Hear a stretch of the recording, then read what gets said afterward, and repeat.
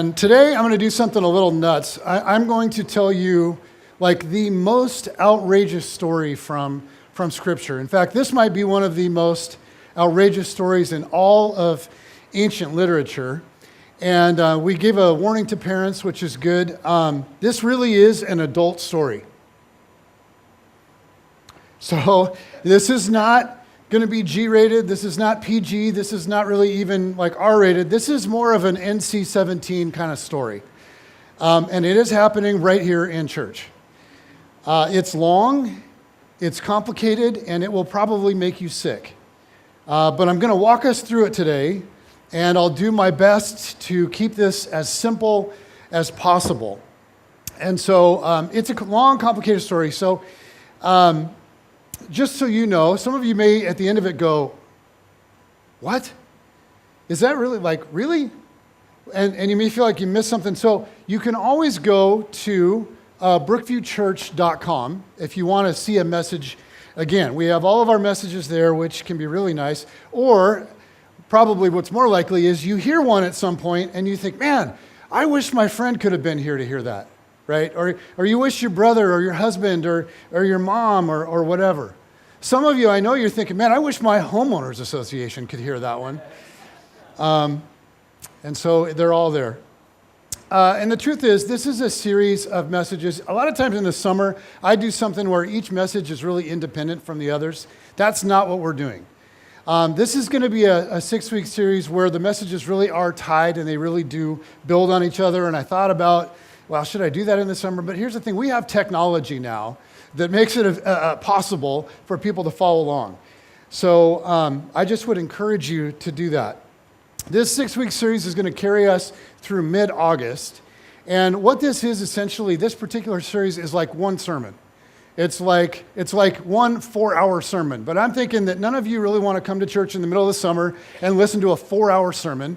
So we have broken it into 6 messages that are all about 40 minutes each. Don't hold me to that, but they're about 40 minutes each.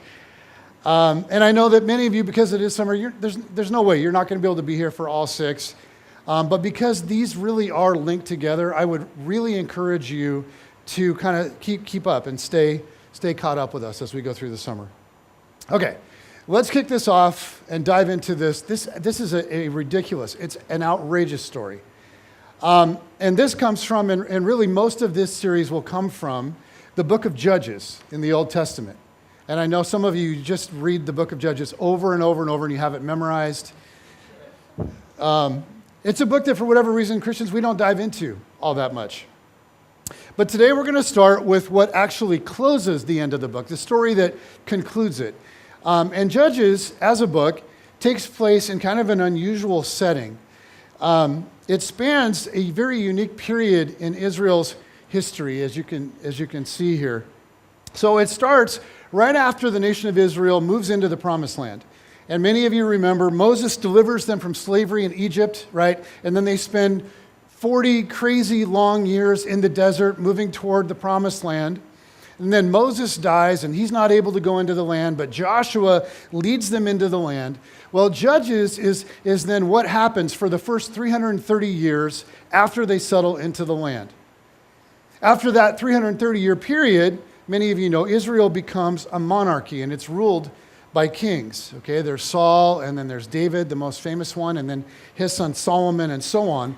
But Judges takes place in this period from the time where they settle into the land to where they start to have kings. And during this time, you can think of what was going on. It's like they were a commonwealth, like sort of like our original 13 colonies. They had no centralized government. They had common ancestry, they had a common religion, and they had a common language. They had a lot of things in common, and they were one people, but they lived in 12 distinct tribes, 12 distinct regions. And if you go back further to find out why that is, there was a man named Abraham that had a son named Isaac. Okay, yep. There's a man, Isaac. And then Isaac had a son named Jacob. Okay. And Jacob was later renamed by God. He was renamed what? Israel. Okay. And so Israel had 12 what? Sons. And each of those became a distinct tribe.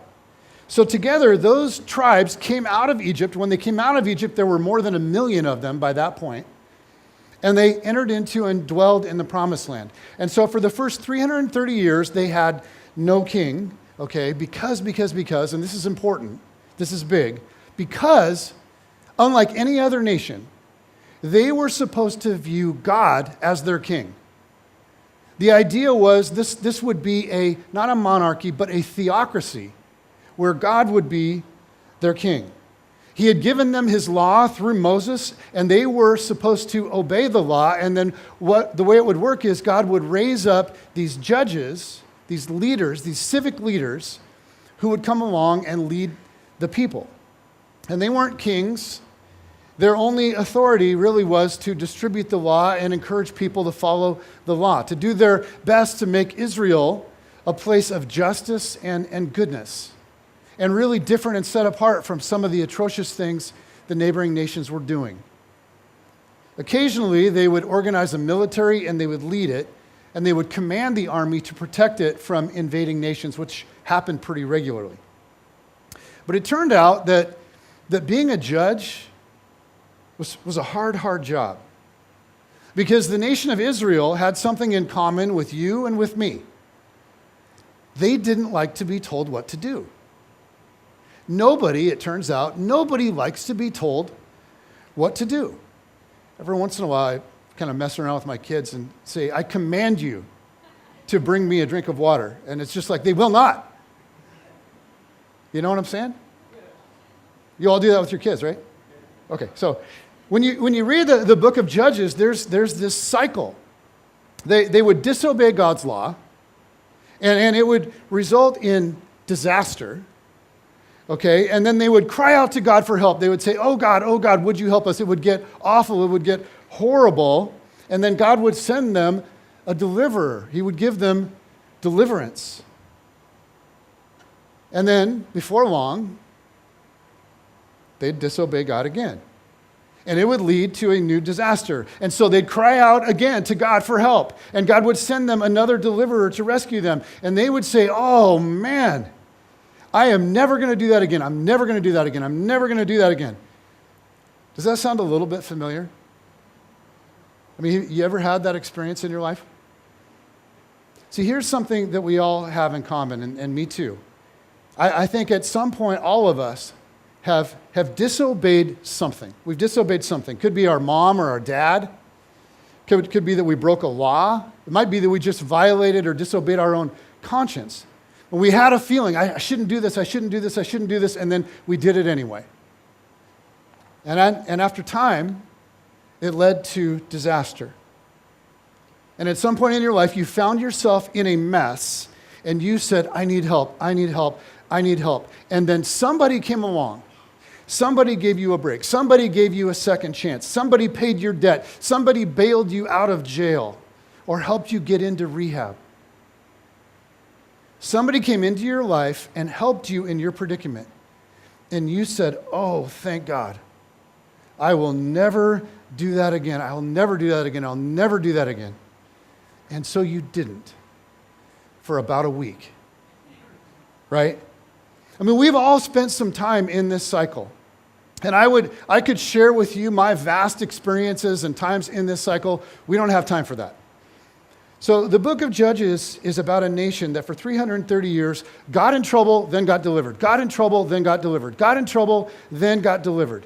And so there's a ton in this book that in some way reflects our lives. But at the very end of the book of Judges is this long, complicated, outrageous story. I'm just going to use a few verses to put it up there for you. Mostly I'm going to summarize it. I'm going to do the very best I can to keep it simple. So strap on your seatbelt. Here we go. You ready? Okay. Story begins like this. There was a Levite who lived in Ephraim. We don't know his name. We just know that he was from the tribe of Levi. He lived in the hill country of Ephraim, and he got himself a girlfriend. In fact, throughout the story, she's referred to as a concubine. And a concubine was kind of like a girlfriend, kind of like a servant or a slave, kind of like a wife, and then kind of like just fill in the blank. So it was sort of a legal thing, not really, kind of, not really, sort of. And it was against the customs and the traditions of the Israelites. It was a practice that they borrowed from the Canaanites, the surrounding people, the people that God had specifically said, don't be like them, don't live like them, be different. Now, this Levite's concubine was from Bethlehem. So at some point, he had traveled down from Ephraim to Bethlehem. He had met this woman. He had taken her on as his concubine and taken her home to Ephraim. And they lived together for a while. But then she cheated on him. And so they have this big fight, and she moves back to Bethlehem. She moves back in with her parents. And as time goes by, and time goes by, time goes by, the Levite decides, man, I really like that chick. So he says, I need to go down to Bethlehem and get my concubine back. So he takes a male servant and 2 donkeys, and he heads down to Bethlehem. And he makes the long journey, and he gets to her father's house. And when he arrives, he says, hey, I've come for my woman. I have come for my woman, your daughter. And it turns out that the father is not super excited about sending his daughter back with this guy. So he comes up with a little plan to kind of slow things down. The father-in-law, or like concubine-in-law, or whatever he was, he says, here's what I'll do. I'll keep him up really late every night, drinking like mad. So every night he's like, hey, come enjoy some food. Hey, more wine, get some beer, more wine, more wine. And so every day, the Levite wakes up with a hangover. And it gets to be noon, it gets to be 1, it gets to be 2 o'clock, and finally the cobwebs are kind of clearing a little bit. And the father-in-law says, hey, it's too late in the day. You don't want to start a long journey right now. Just stay the night again. And they do the whole thing all over again and over again and over again and over again. And this goes on until finally the Levite wakes up one day, and despite the hangover, despite that it's late in the day, he's like, we gotta go. We gotta go today. So they pack up all their stuff and they head out. Okay, so it's the Levite and the concubine, 2 donkeys, and the Levite's male servant. Well, they leave so late in the day that they decide to spend the night. They kind of have to spend the night somewhere, and they land on this Israelite town of Gibeah. They decide to go to Gibeah, which was a part of the tribe of Benjamin.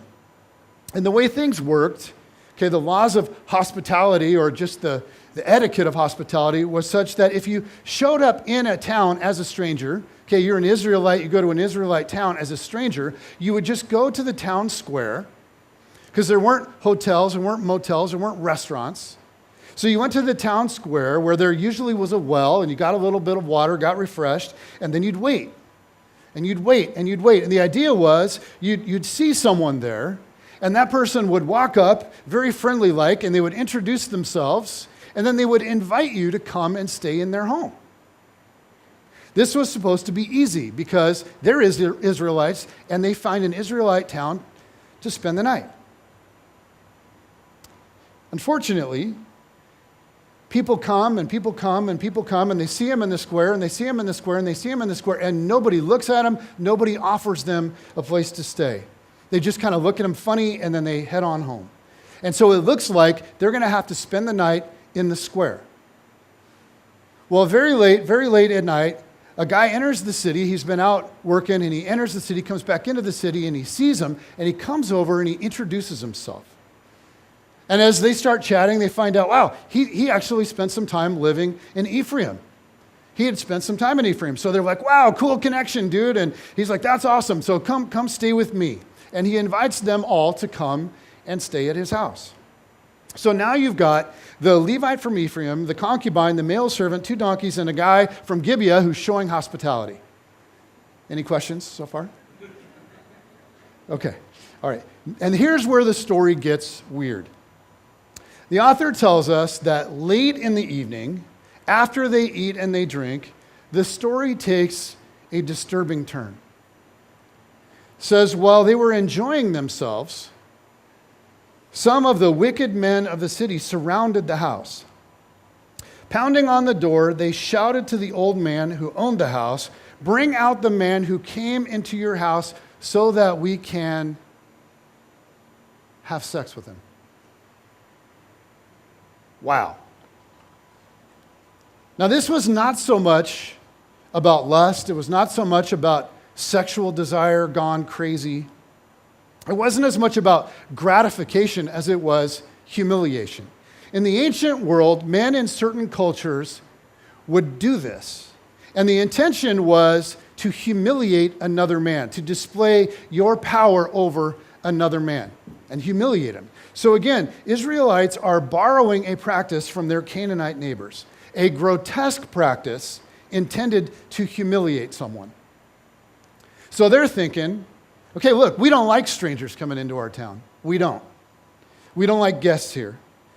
So you shouldn't have brought this man into your house, old man.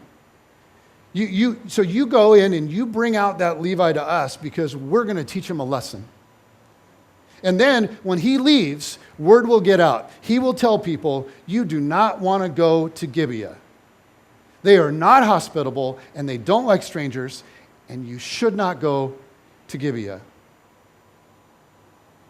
The owner of the house went outside and said to them, no, my friends, don't be so vile. Since this man is my guest, don't do this outrageous thing.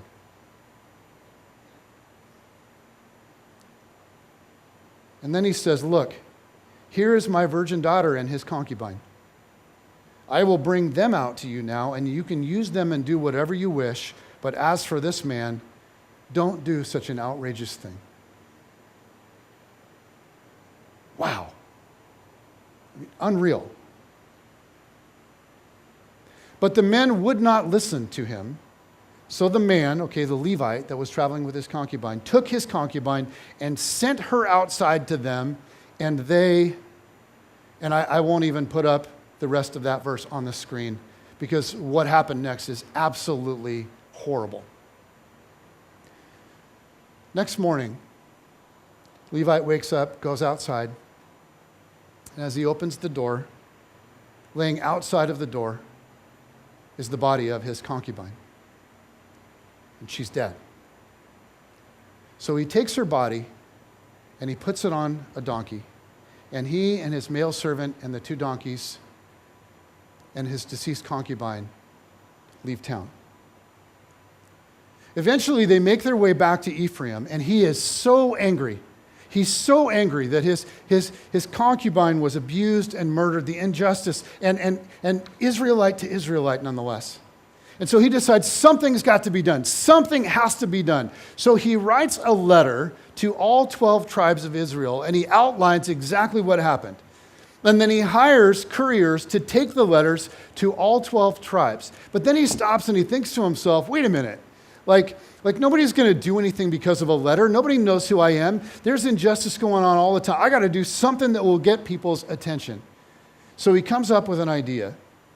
He chops his concubine into 12 different pieces and sends the body parts with the letters. A few days later, the mayors of the 12 tribes, or what would have been like the equivalent of that, get a knock on the door. And it's like, hello, sir, you have mail today. So they go in and they open their letter and then they unwrap the package, and there's a hand or there's a leg or there's an arm and a letter that details this horrible atrocity. Well, as soon as word gets around, the nation of Israel is outraged.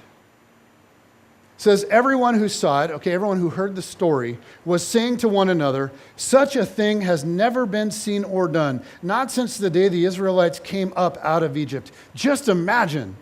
We must do something, so speak up.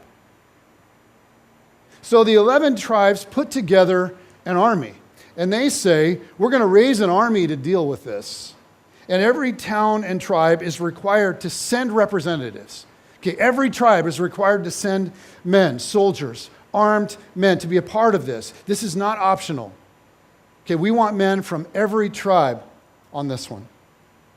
So it says, then all Israel, from Dan to Beersheba, and from the land of Gilead, came together as one, assembled before the Lord in Mizpah. Now, when they gathered in Mizpah, they were so angry and so irate that all the men and all of the soldiers made an oath. They said, because Gibeah is part of the tribe of Benjamin, no matter what happens, we will never allow any of our daughters to marry a Benjamite, ever. And then they marched on Gibeah and demanded the perpetrators. So they stood outside the walls and they said, justice must be done.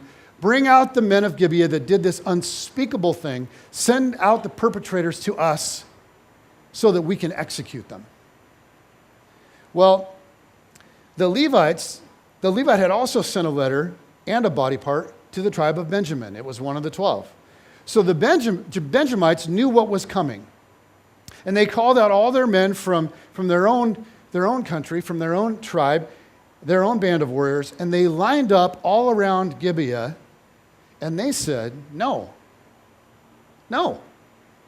we are not going to give you the perpetrators. The men of Gibeah are a part of us. They're Benjamites, and we will judge them ourselves. We will decide whether or not what they did was wrong. So there's a standoff. And there's some dialogue that goes back and forth. And then the 11 tribes attack the Benjamites, the one tribe, to get into Gilead. And initially, the Benjamites are able to hold their own. Like miraculously, they're able to hold their own. And for a few days, they fight off the 11 tribes. And tens of thousands die in battle. And for a while, it looks like the perpetrators won't be brought to justice. And many of the men of the 11 tribes are laying dead in the field, their friends, their brothers, their fathers. But after a few days, the battle turns, and the 11 tribes conquer. And by this point, they are so angry, and the bloodlust is running so intensely. The anger over the injustice, the anger over their refusal to release the perpetrators, the fact that they have lost friends in this war. The 11 tribes become so filled with rage and hatred that they decide they're not going to stop with Gibeah. They burn Gibeah to the ground.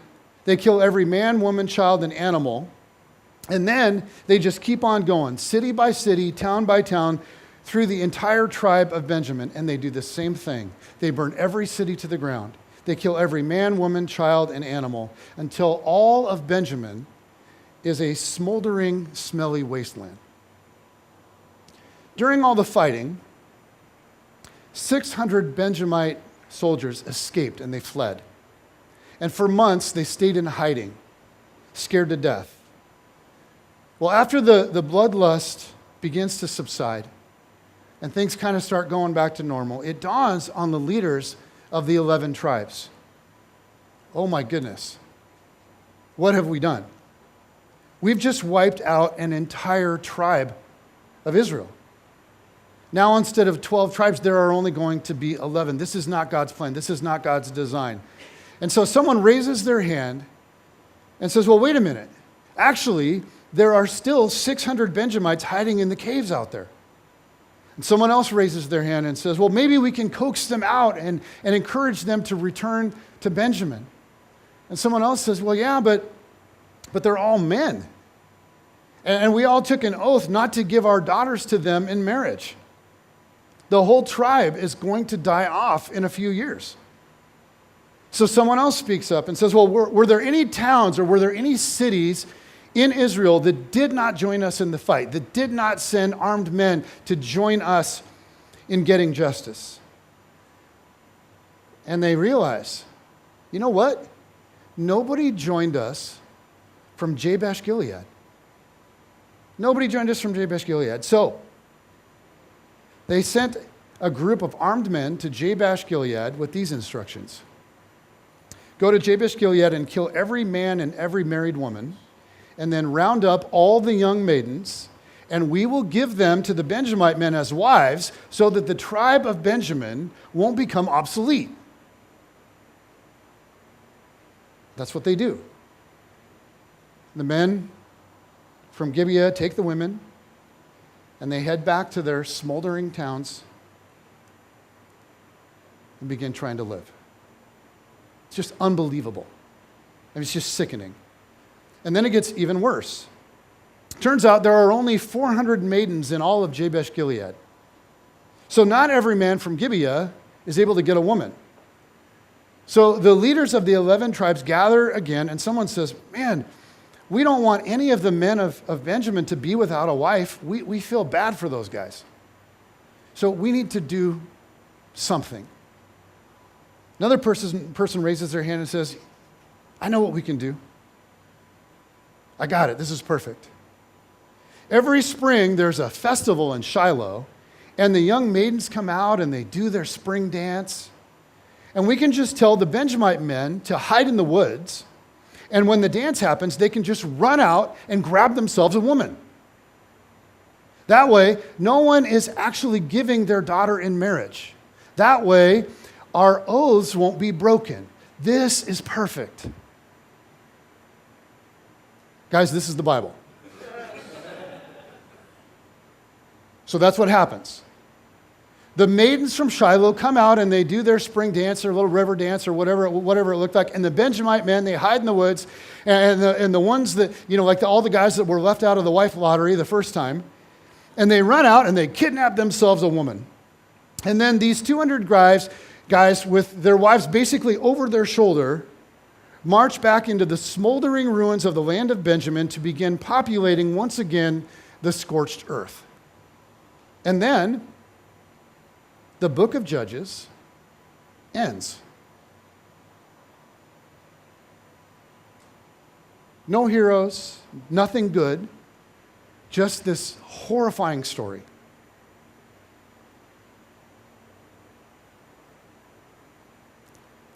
Okay, so some of you were raised in Christian homes, and at night before bed, your parents would read you a Bible story.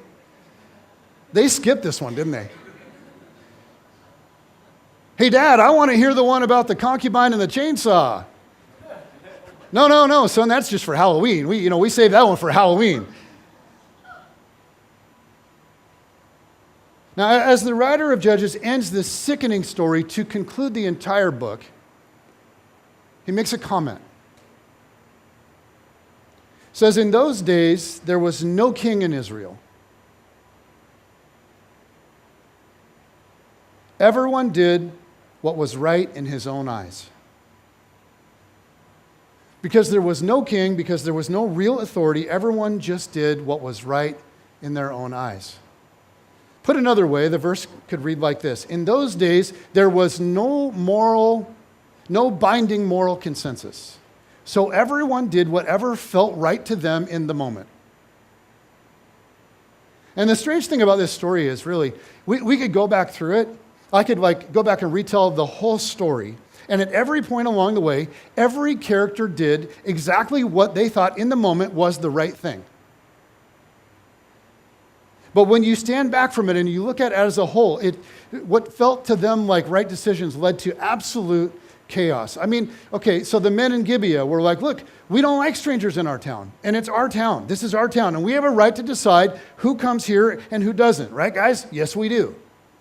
That's exactly right. So send that guy out here. We're going to teach him a lesson, and we're going to send a message. No more strangers in Gibeah. This is how we're going to protect our town. It's our town, isn't it, guys? Yes, it is. Well, we need to protect it. This is absolutely the right thing to do. So they're pounding on the door, and the Levite is like, you know what, honey? If it weren't for you, I wouldn't be in this mess in the first place.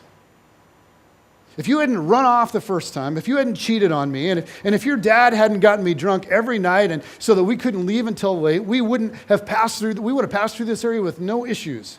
So really, this whole thing is your fault. So I hate to do this because I really do like you. But guys, here you go. Take her. I feel bad, but seriously, it's just a woman. She's just my property. And she's the one that got me into this mess. I mean, obviously, this is the right thing to do. And then when she's murdered, the Levite thinks, well, I have to get justice. I can't just send a letter. That's not going to get anything done. I have to get justice. I need to get everybody's attention. I need to create some outrage. I want the leaders of Israel to be as angry as I am, so I'll send a body part with the letter. That's the right thing to do. So the whole nation comes together and demands justice. That's the right thing to do. And the Benjamites are like, well, hey, wait a minute. You can't just come into our area and judge our people. You can't just take our people and execute them yourselves. So it's the right thing for us to do to defend them. And then the 11 tribes are like, well, if you don't hand over rapists and murderers, then you're just as wicked as they are. We aren't going to stop at Gibeah. We're going to annihilate the entire tribe of Benjamin. That's justice. That's the right thing to do. And then later they think, whoops, wait a minute. Actually, we shouldn't have taken it that far. So it's the right thing to do to find these guys some wives. And I guess, we need to teach Jabesh Gilead a lesson. They had an opportunity to do the right thing and fight for justice, and they didn't. So we might as well take their daughters. That's the right thing to do. Oh, shoot, there were only 400 brides for the 600 men. Well, we still need 200 more women. We can just have them kidnap some maidens from Shiloh when they do their spring dance. That way the dads don't have to violate the oath we swore to not give our daughters to Benjamites in marriage. Yeah, that's totally the right thing to do, isn't it, guys? Yeah, it is. It's the right thing to do. Yep, this is totally the right thing. And at every point in the story, everybody did what was right in their own eyes, and it was complete chaos. And here's the thing. Here's why I want to spend several weeks talking about this. There is some of that in you. And there is some of that in me. There's something in me that wants to say, wait. It's my life. It's my life. I'll do what I want to do. You be the boss of you. I'll be the boss of me. I should be able to do whatever feels right to me. In fact, when you kind of think about it, this is sort of the underbelly or the unspoken part of the American dream. We want the freedom to do what we want, when we want, with whom we want. I mean, that's part of the American dream. I want to be so autonomous that I can do what I want, when I want, with whomever I want, and I don't want anybody else telling me what to do. Now, because we're civilized, way more civilized than the ancient cultures, because we're civilized and because we're Americans, we add one little condition. I want to do whatever I want as long as it doesn't what? Hurt anybody. I should be able to do what I want, when I want, with whom I want, on one condition, as long as it doesn't hurt anybody. Now, there's lots of problems with this, and we're going to talk about this for the next several weeks. But today, this is kind of the introduction, and I just want to get your mind going on this. Because we live in a culture that every single day of our lives, in one form or another, reaches into our emotions and just stirs that part of us that says, I want to do what I want. I want to do what I want, when I want, with whom I want, as long as it doesn't hurt anybody. But if we step back from that, from all the advertising and the culture and the messages that are bombarding us every day, we have to recognize there's a few problems. First of all, only the super rich can afford this. Because after a while, you have to hire an attorney. I mean, in fact, after a while, you have to hire like a whole team of attorneys. This really is only for the super rich and super powerful, because for normal people, for us normal people, we have to use restraint, don't we? We have to use restraint. This doesn't work in the real world. And deep down, I think we all know it. I mean, if you have a job where your job is to try to help a group of people get along together, you see what a problem this kind of thinking really is. Imagine with me for a second. Imagine. You would never see a 5th grade teacher in class Friday and say, now just remember, boys and girls, as you get ready for your weekend, the key to happiness is to do what you want, when you want, with whom you want, and don't let anyone tell you what to do, boys and girls. Dismissed. See you Monday. You'd never see someone from Child Protective Services say, now, we've had to take your kids away from you because you have neglected them by being utterly irresponsible. But the key to getting your children back is just keep doing whatever you want, whenever you want, with whomever you want. because that really is the key to happiness. And as soon as you master that, we will give you your children back. You never hear a parole officer explaining that. You never hear a judge preaching this. You don't hear police officers saying this kind of thing a lot. Because people who live on the consequence side of the equation, people who see the really hard realities of the real world, they know better. And then there's another reason this doesn't work, and it's this. You can't do whatever is right in your own eyes without eventually hurting someone. The idea that I'm going to do what I want, when I want, with whom I want, and I can somehow do all of that without hurting anyone is impossible. And there are lots of reasons why. For one thing, first of all, the most basic is eventually you hurt you. Eventually you hurt you. See, here's the thing, and you might want to write this down.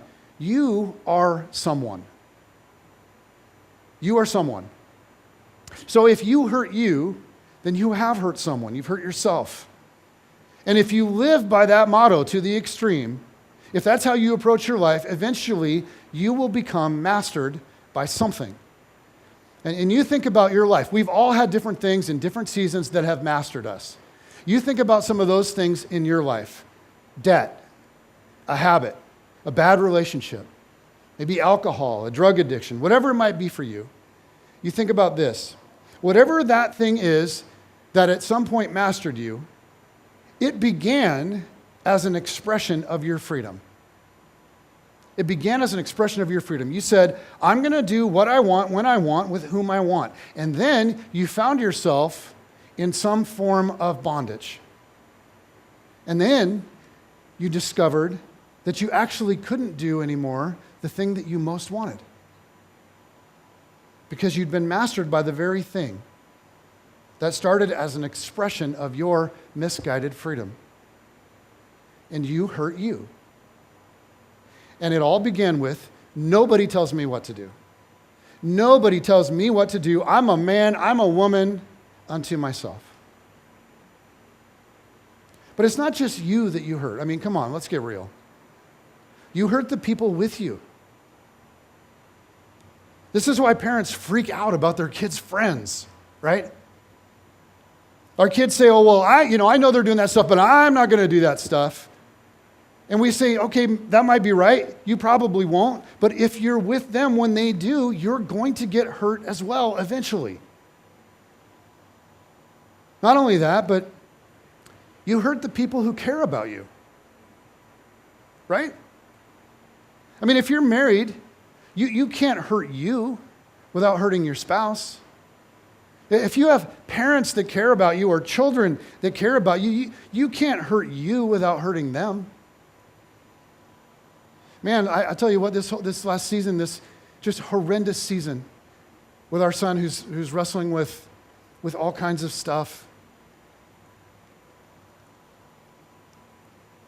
Just had a brain injury and is mentally wrestling through just horrible stuff. And he's made such bad decisions, and he's in so much pain, and he's hurting so bad. But you know who else is hurting?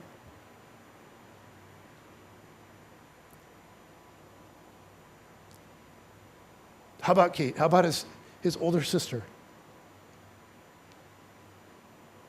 How about Brooklyn, his little sister, who just adores him? You know who's hurting? Jen, his mom, me, his dad.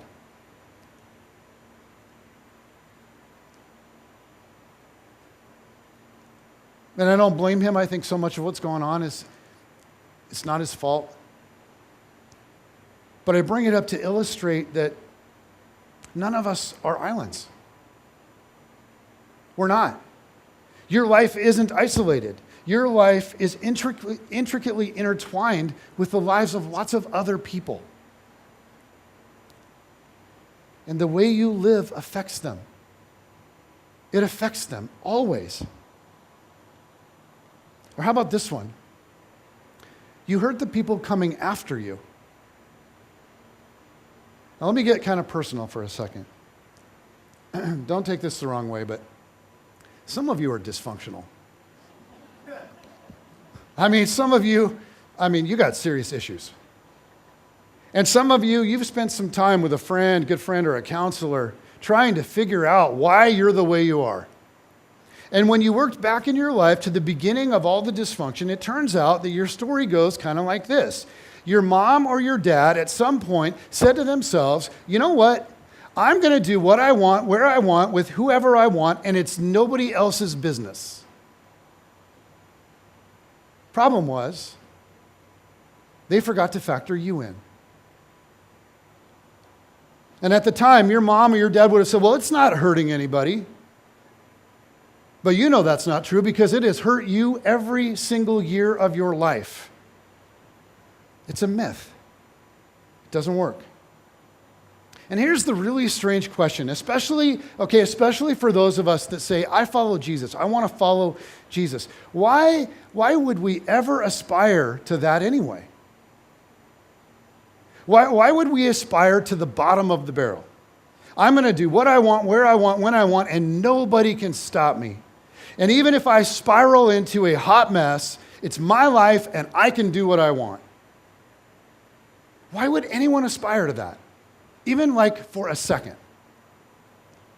How come we never hear this instead? How come this isn't the common mantra?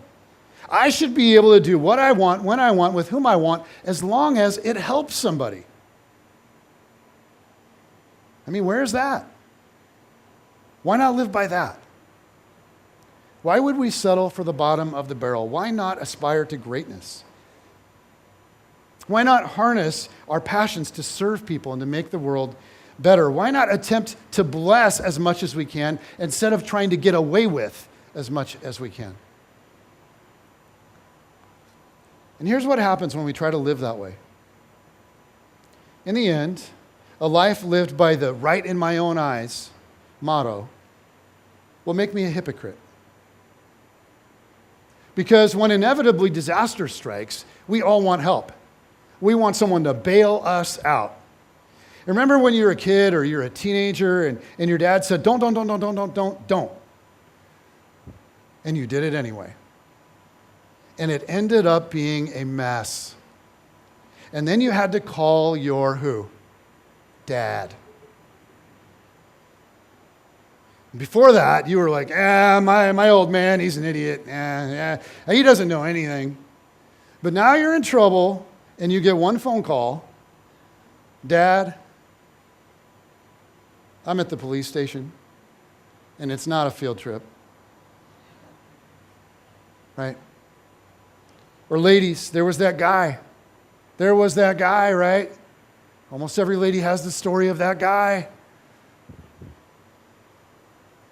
Your mom said, stay away from him, honey. Stay away from him, honey. Stay away from him, honey. He's bad news, honey. He's bad news. He's bad news, honey.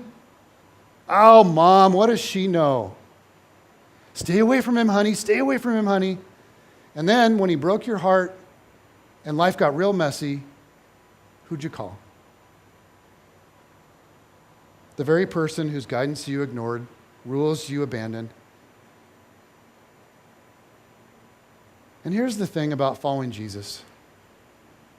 Jesus taught us that God loves us like a perfect father, not some messed up human father that many of us have, some image that we have to get over, like a perfect father.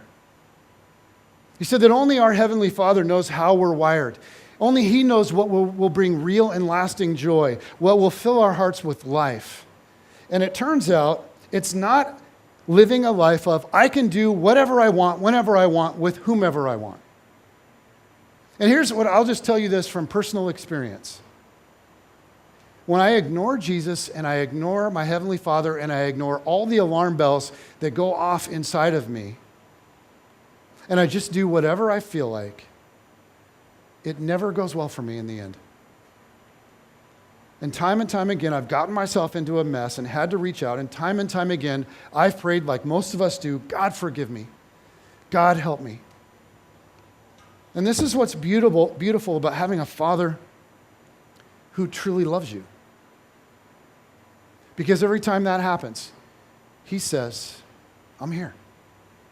I've been here the whole time. I'm here. I'm with you. I forgive you. And he'll start leading you with love and compassion all over again. One of the interesting themes in the book of Judges is this. Every time the nation of Israel disobeyed God, and this happened over and over, and then they experienced disaster and then turned their eyes to God and said, God, we need help. God, who'd been ignored, who'd been forgotten, who'd been embarrassed by his people, that very God once again stepped into the life of his nation, and again he sent them deliverers. And so we're going to look at some amazing stuff in the coming weeks. And I'm honestly as excited about this series as I can remember in a long time. But as we unpack this, I want you to think about your life. Because here's what's so beautiful to me. If you ever find yourself in a tough spot because of decisions that you've made, if you find yourself experiencing some chaos, like even though it's chaos you created by ignoring the alarm bells or ignoring God, if you call out to him, he will meet you in that chaos. And he will begin again the process of delivering you. And I just want to close with this today. Okay, if you were God, just imagine for a second, if you were God, how would you respond to a group of people that had decided, I'm going to do whatever I want to do? Like if you were God, how would you respond to that? And you think about this. Like if you were God and you knew because you had created humanity, you knew that every man for himself actually isolates a man from everybody else. Then what would you do if you created us from the inside out? What would you do if you knew that every woman for herself turns out that it actually isolates a woman from everybody else, and even from herself? What would you say? Like what could we expect God to say? And if God is really a God who loves us, and if God really is a heavenly Father who adores us more than we can possibly imagine, how should we expect him to respond to you and to me and to us? Well, what if God came down from heaven and he entered right into the mess? What if he endured all of the pain and endured all of the injustice? What if he gave himself for you and for me? That would really be something, wouldn't it? What if there is a king and he's extraordinary?